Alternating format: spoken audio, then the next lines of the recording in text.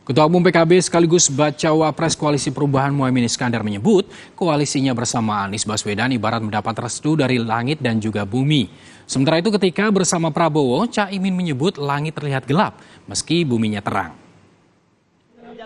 Di acara Forum Komunikasi Relawan Anies pada Sabtu lalu, Saudara, Caimin mengibaratkan koalisinya seperti kabar dari bumi dan langit. Caimin membandingkan saat dirinya berkoalisi dengan Prabowo dengan Anies Baswedan. Caimin menyebut saat berpasangan dengan Prabowo, langit terlihat gelap meski buminya terang. Berbeda saat pertemuannya dengan bakal capres Anies Baswedan.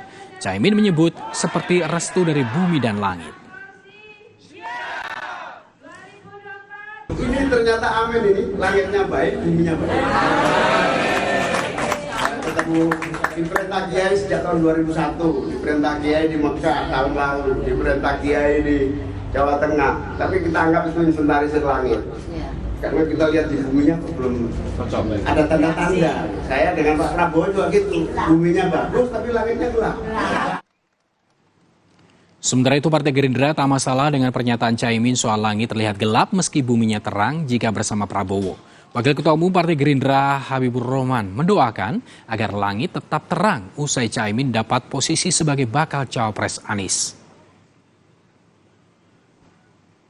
Tidak ada masalah dengan apa yang disampaikan Gus Muhaimin soal langit terang, bumi terang, ya, situasi yang mereka hadapi sekarang.